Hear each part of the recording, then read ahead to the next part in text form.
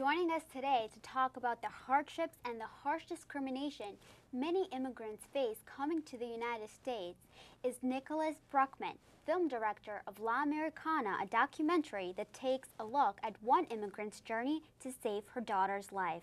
Welcome, Nick. How are you? Good. Thank you for having me, Irina. Glad to be on the show. Thank you for coming. And for those of us who haven't seen the documentary La Americana, do you mind just giving us a short plot, a brief description of what the movie is about? Absolutely. So La Americana, or The American in English, is the story of one undocumented immigrant living in New York City. And through her story, we try to tell a parable or show a microcosm of what many undocumented immigrants all across the United States face. Her story begins in Bolivia in 2000.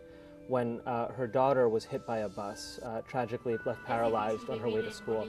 She was a young single mother. Her daughter now faced all of these enormous difficulties, one that would be difficult here, but especially in a very undeveloped country like Bolivia. She had surgeries and medical bills and therapy and diapers and immense amount of expenses, which she really couldn't pay in Bolivia. So she did what many undocumented immigrants do, any immigrants all across the world have done, which is taken the dangerous and illegal journey against immigration law to come, in her case, through Mexico across the border into the United States, ultimately reaching New York City, where she could earn enough money to take care of her daughter back home, sending the money back via remittances, as so many immigrants do.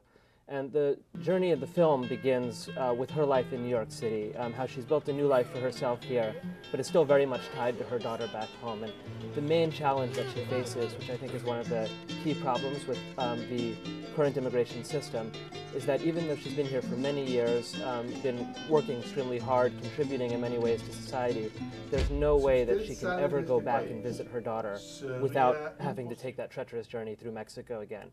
So in a sense, she's trapped in this side of the on this side of the border, because it's the only place she can earn enough to give her daughter a livelihood, yet she's forced to choose between taking care of her daughter financially or being her daughter's mother. To her, in her mind, she feels that because of the amount of work that she's done for this country, and she's not a very political person. She's not a person was cheering, let's change the system, but I think she felt inherently that she deserved to have the chance to earn the money here and yet still be able to go home once in a while. And so I think when she saw this image saying, you know, give us your poor, give us your tired, and when she saw the statue that's supposed to represent this kind of golden door, she says, these words are as hollow as the statue.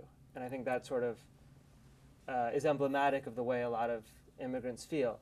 And she says, when she read the poem, I think it probably was this way one time, but it's not anymore. So what would you say, though, because I think a lot of people, I'm definitely sympathetic to the story you're telling, and a lot of people obviously would have compassion for it, but there are people that feel the opposite side of that, which is she's earning this money, she's not paying taxes. I'm assuming did she pay taxes?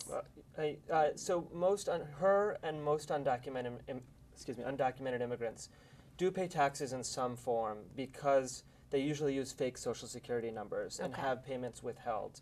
Do you think there were certain immigrant groups that are more penalized in the media?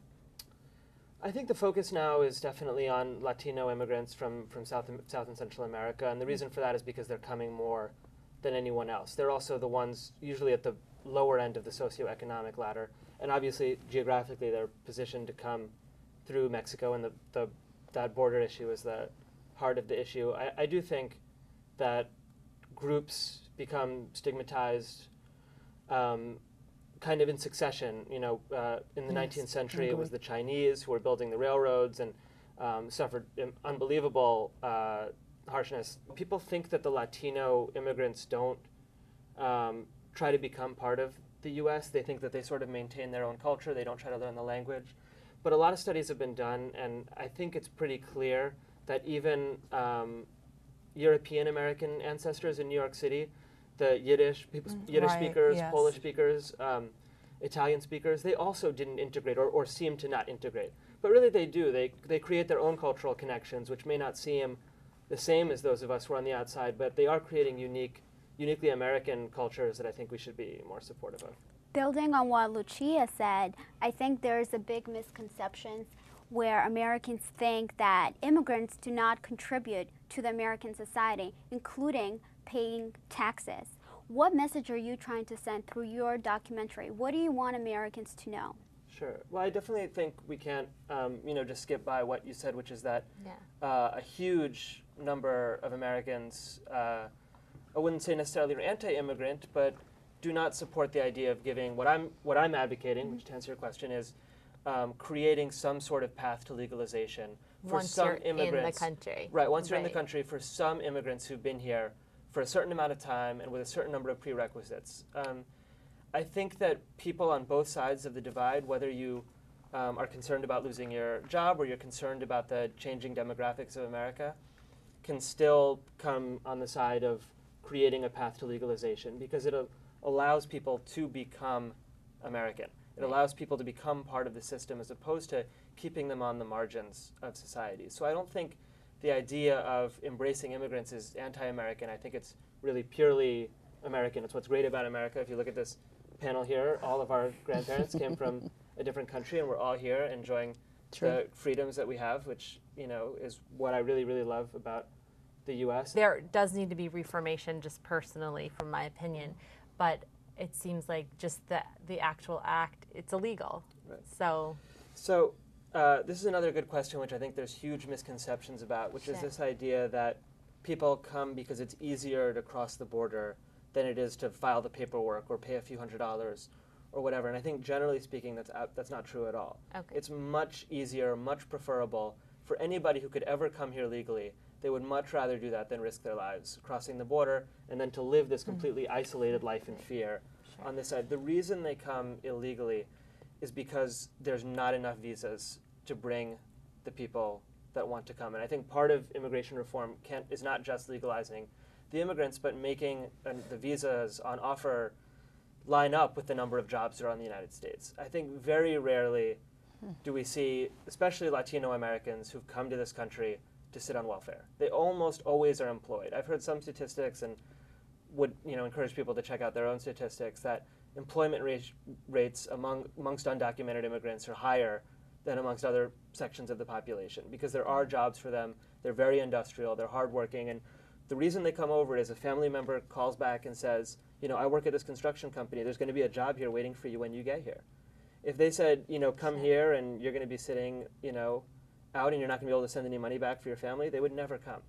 And so what they do is they go, as Carmen did, and they apply for a visa. They get rejected because there's not enough visas on offer. There's something like, for domestic type work, there's something like 50,000 visas. That's like housekeeping and a variety of things, and that we have millions of jobs for.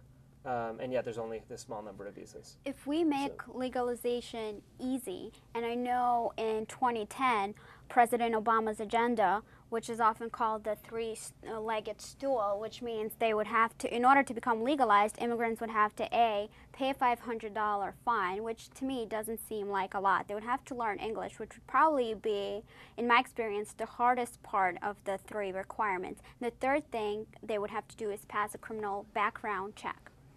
So if we would make legalization easier than it is today, at what point do we draw the line? We can't welcome everybody in here. How do we control our policy? My intuition and my what I feel like is the right and the American thing to do would be to allow people who've been here for some amount of time and who have proved themselves to be not criminals, learn English, which I am in favor of, potentially pay a fine, perhaps required to be demonstrating gainful employment, and all of those things. Not necessarily gain citizenship, but gain some kind of alternative visa which would allow them to at least travel and re-enter the country.